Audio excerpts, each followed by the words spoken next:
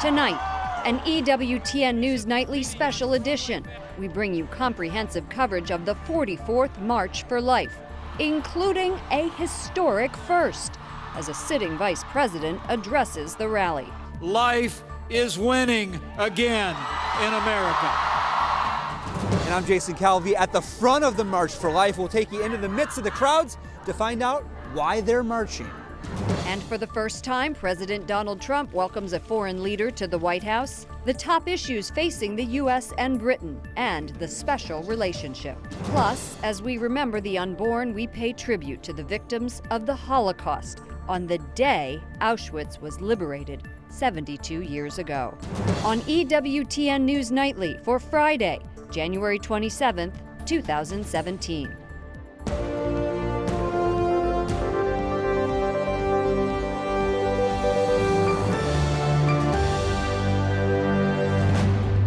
Good evening from Washington, D.C., and thank you to those of you joining us from around the world for news from a Catholic perspective. I'm Lauren Ashburn. A historic day in the nation's capital as tens of thousands march for life. For the first time, the annual pro-life rally welcomes a sitting vice president. Today, Mike Pence stressed how vital it is that the United States uphold the sanctity of life. We have team coverage. Jason Calvi is at the Supreme Court, where the march just ended a few hours ago. But first, Wyatt Goolsbee joins us from the White House. Wyatt. Lauren, the vice president has long been known as a champion for the pro-life cause, and many are hoping that this administration will keep its pledge to stand up for life. And after today's rally and March for Life, there's no doubt that a lot of pro-lifers feel like they have an ally here at the White House. Look it up there.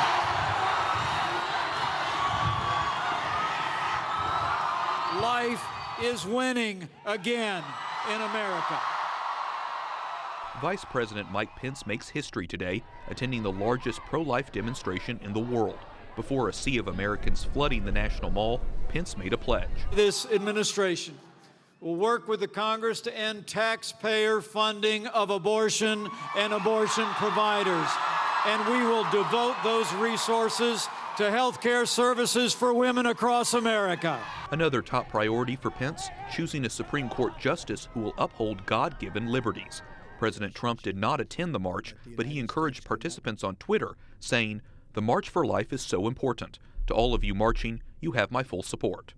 The massive event is usually held on the anniversary of the 1973 Supreme Court decision, January 22nd, but it was pushed back this year because of Trump's inauguration. And yes, I am pro-life. Trump advisor Kellyanne Conway, a faithful Catholic and longtime pro-life advocate, also lent her support.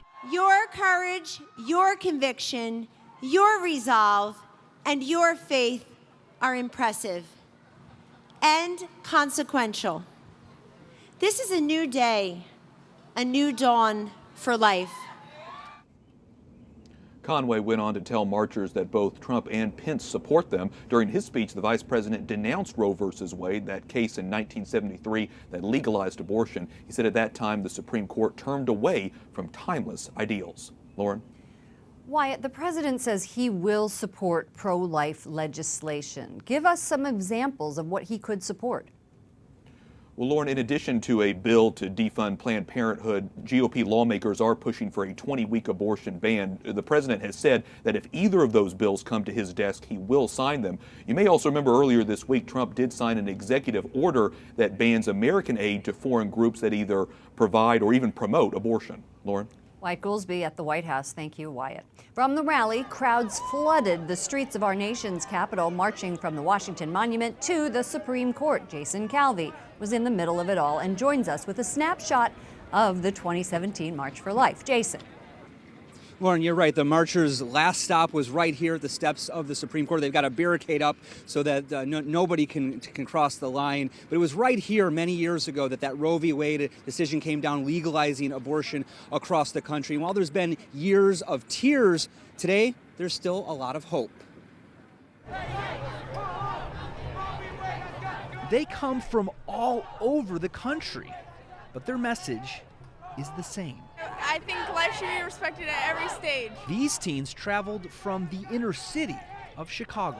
Just to support women who are going through tough times and considering abortion and things like that, just to have them know that there are people who won't judge them and who will help them. And you should keep it because it is a human like us, and they say it's it's not a human, and I feel like it is a human. The march looks a lot different than when it started in 1974. Joe Kaminsky was there. We figured in 4 or 5 years we'd have a right to life amendment. It's hard to believe that this has went on for 44 years. I'm sure that all of the pro-abortion people were saying, oh, this is going to age out. They're going to die and go away. Well, it just gets bigger and bigger and younger. And that, to me, is such a sign of hope. All these years later, the crowd has swelled. And for the first time in years, pro-lifers have all the political momentum. There's a different enthusiasm this year, obviously, with the Vice President of the United States showing up and talking about not what they hope to do, but what they've already done. And today, about 150 members of Congress wrote President Trump thanking him for his pro-life actions, also saying they're looking forward to his nomination of a pro-life justice right here at the Supreme Court. Lauren? What are marchers doing to lobby lawmakers, Jason? Well, you know that symbol of the March for Life, the rose, the symbol comes from the fact that the march would often give roses to lawmakers as a sign of the value of life and to urge them to support pro-life legislation. The reason why the march is always on a weekday is because they want to be present here in the city, the nation's capital, urging lawmakers to enact pro-life legislation. But unfortunately today, both the members of the House and the Senate are gone. Jason Calvi reporting from the Supreme Court. Jason, thank you. Pope Francis sends his greetings to the thousands of people taking part in the March for Life in a letter from the Vatican Secretary of State to Apostolic Nuncio Christophe Pierre. Pope Francis said, in part, he's grateful for this impressive testimony to the sacredness of human life, of every human life. And a legislative victory for life in Arkansas. Republican Governor Asa Hutchinson has signed a law banning a common second trimester abortion procedure. It's known as dilation and evacuation.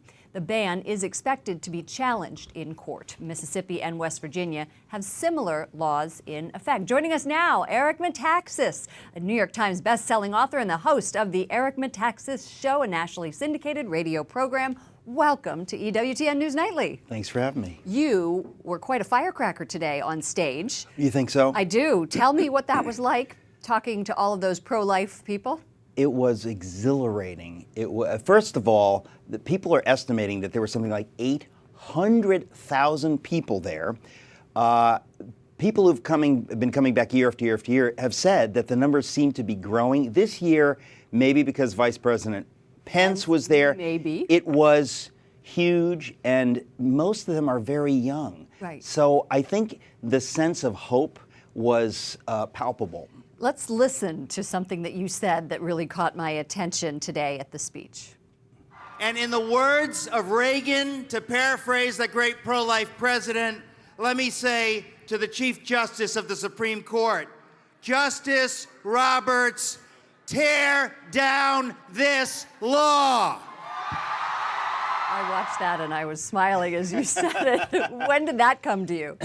I don't know. As I was waking up, I don't know. Or maybe as I was sleeping. Is it really viable? How realistic is overturning Roe v. Wade? Listen, overturning Roe v. Wade, people have made such a big deal of that. Right. That's the least of this issue.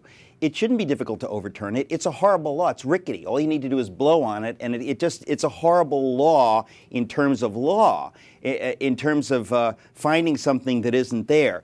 I don't think that's a big deal. You get one more pro-life justice, and it goes away. The question is popular opinion, the culture. Will the facts of science that increasingly show that this is a person, will those have a sway in the culture? They're already having a sway. We're getting less abortions all the time. It's a dramatic shift that is happening right now. It's true. And you know who plays a big part of this is the media, the mainstream media. And Correct. you called them out today in Yes, your speech. I did. What did you say and why? I would say, well, because first of all, here you have a guy named Donald Trump, the President of the United States, who has been famously pro-abortion for decades. Suddenly, he says he's pro-life. People scoff. They don't believe it. Well, guess what? It's obvious that he is, because he has been more staunchly pro-life in 1 week than any president ever has been. It's been astounding. And he called out ABC News. They were not talking about this. They were talking about the Women's March, so-called. He did an interview with David Muir, ABC News, and he said, there's a big march happening this Friday. You guys need to cover that, the March for Life.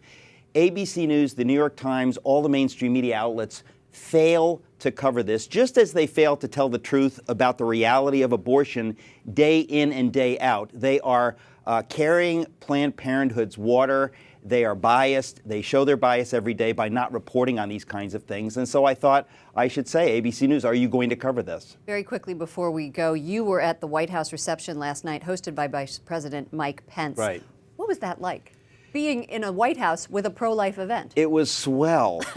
Swanky? It was terrific. It was swanky. It's extraordinary because, first of all, anybody who has gotten to know Vice President Pence knows that this is a genuinely humble man, incredibly humble, and devoted to the issue of life in the womb. And so to get that sense of encouragement from his presence, and Kellyanne Conway was there too, it was simply astounding. And I'm telling you, we're going to see a sea change. It's happening. Thank you so much. Eric Metaxas, If You Can Keep It, best-selling author and Forgotten Promise of American Liberty, also syndicated radio show host.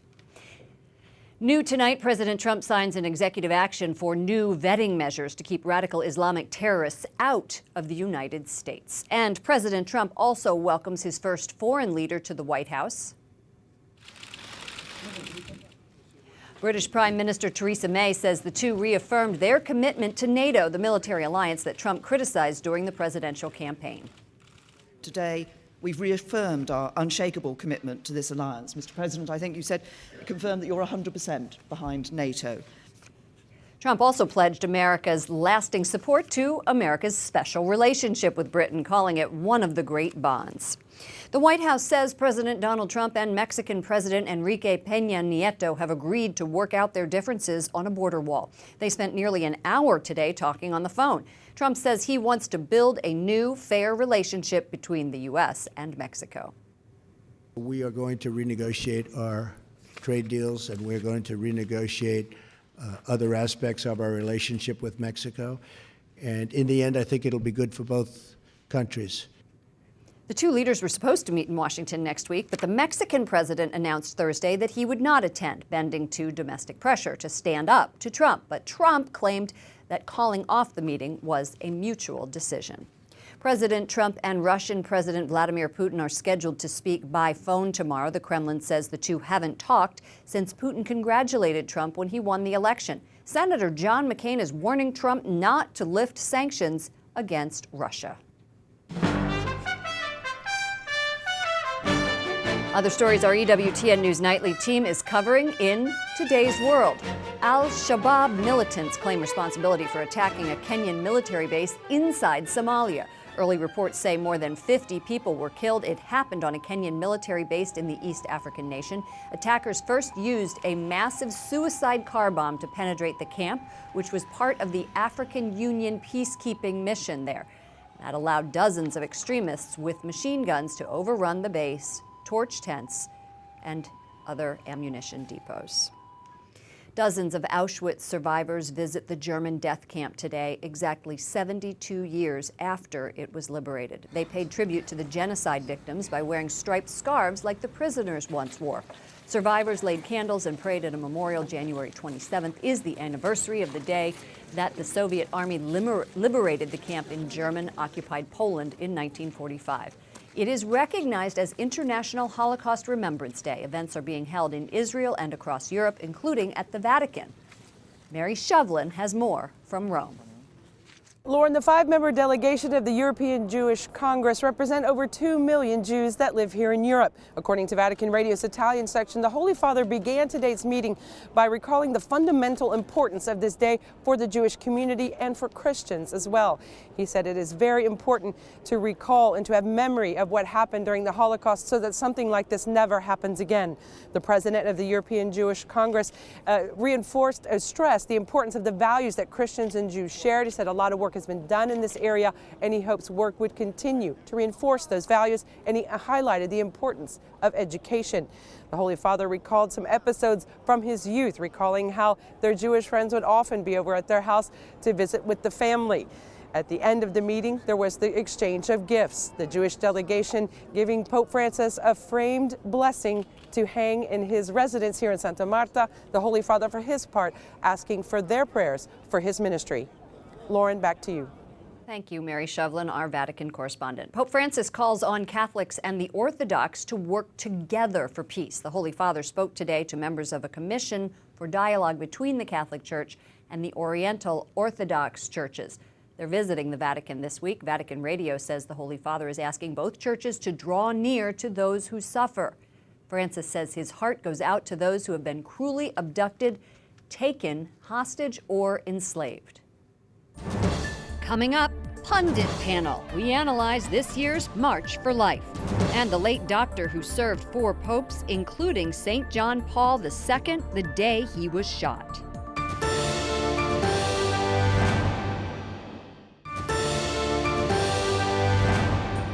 Before today's March for Life, thousands of pro-life teens gathered for the youth rally and Mass for Life at the Verizon Center here in Washington, D.C. We have to defend the weakest part of our society, and those are babies right now. Even the babies in the womb have life, and if you kill them, that's the same as murder, and that's not right. Catholic musician Steve Angrisano says the event is unlike any other concert he's played. This gathering is not for the gathering. You know, we gather in this arena so that we can walk out in March and make a statement to the world. 18,000 youth from 100 dioceses packed the arena. Joining us now is Star Parker, president of the Center for Urban Renewal and Education, and Catherine Lopez, editor-at-large of the National Review. Ladies, thank you for joining us. Let's talk about, I don't know, maybe, how about like the March for Life? That's a good idea. Did you hear anything about that? Has it been all consuming in Washington for the last 48 hours? It has for me. We've been on the air live since 9 o'clock in the morning. Catherine Jean, tell us about your perceptions, your thoughts about today's march. Oh my goodness, it's been incredible. Literally, it's been consuming for over 48 hours in Washington, going to the Vigil Mass and so many, the March for Life conference, and there are just so many things going on. And you run into pro-lifers everywhere. And Vice President Pence going to the march today was just a game changer because you have mainstream media covering it, which has never really happened before. And if they do, it's on the bottom of the Metro section B, you know, right. sort of and with you a line. See the small counter protest. Right. Here, everybody sort of was forced because high-level administration officials showed up to pay attention to the joy of these young people who showed up on the mall today. So, Star, I remember we talked last week, I think, about the Women's March. And at the time, you told me that there was one word that it could be summed up in that Women's March, and it was me. What's the word for the pro-life march? Oh, I'll have to make up a word. How about Jubile-humble? Jubile-humble. Okay, that's a great word. I'll take that. Very joyful, but very humble. We're talking about youth who have come year after year, last year slushing through the snow and getting stuck on freeways.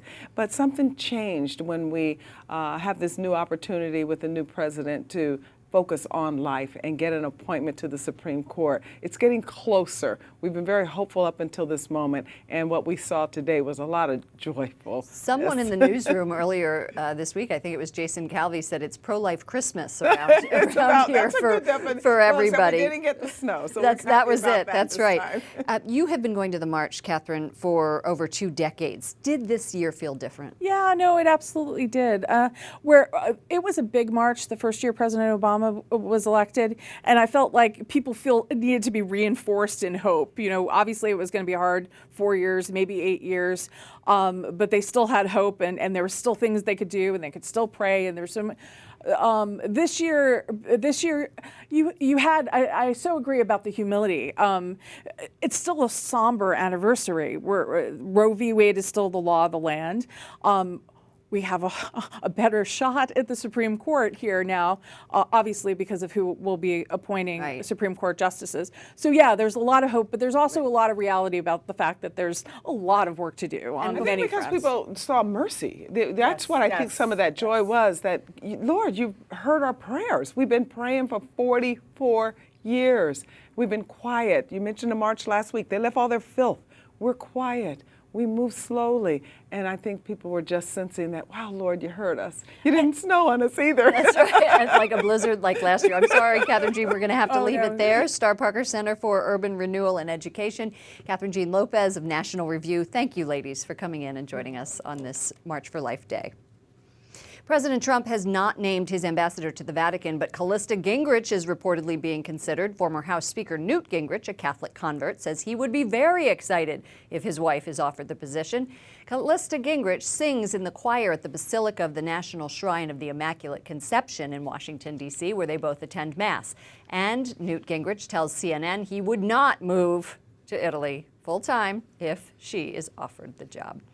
Many in the Vatican are mourning the late doctor who served 4 popes and was the first to treat St. John Paul II the day he was shot in 1981.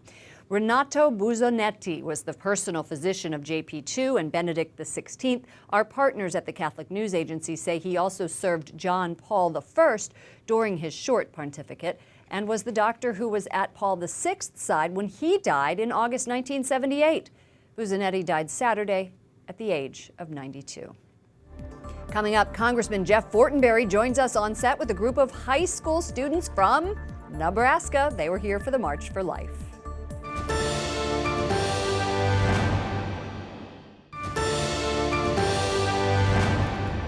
And to end our show this evening on this 2017 March for Life, Congressman Jeff Fortenberry, a Republican from Nebraska, joins us, not alone, with a group of high schoolers who attended the March for Life. Welcome, everybody. Good to see you. Hi, we've never had ourselves on you. You haven't. I love it. I've never had such a big crowd behind me before.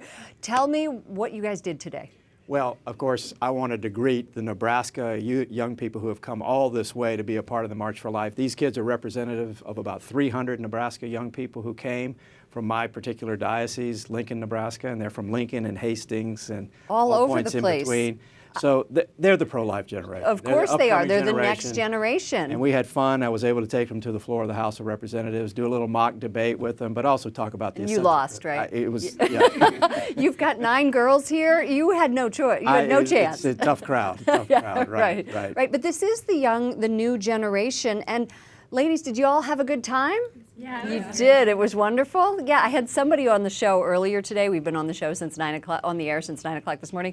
And somebody said this morning to Teresa Tomeo was interviewing somebody, and she said, "Now, honey, why did you come to the march?" And he looked at her and he said, "School trip." the hazards of live television, right? That's all right. But he said he's pro-life, and he was happy to be there. He recovered. How do you think this experience is going to impact this next generation, Congressman? It's absolutely formative. That's what I think. When a young person comes to the March for Life, not only are they exercising their rights as an American, they see other young people doing the same. They're affirmed in that principle. They're standing for things that are essentially good and just, that will make our nation whole again.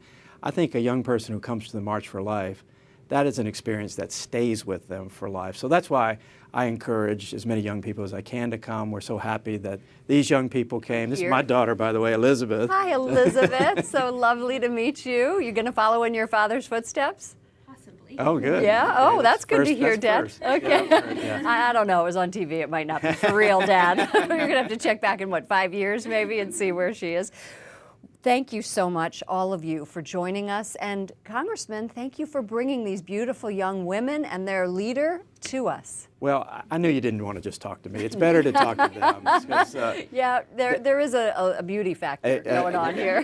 That plus their enthusiasm, like I said, they're the upcoming generation that I hope heals America. Thank you so much, Congressman Fortenberry of Nebraska. That does it for all of us here at EWTN News Nightly. To all of you around the world, thank you for watching. I'm Lauren Ashburn. Don't forget, you can see every broadcast of the show on EWTN's YouTube channel. You can find 6 hours of live coverage from the march today there, too. We leave you with more images of today's March for Life. Good night and God bless.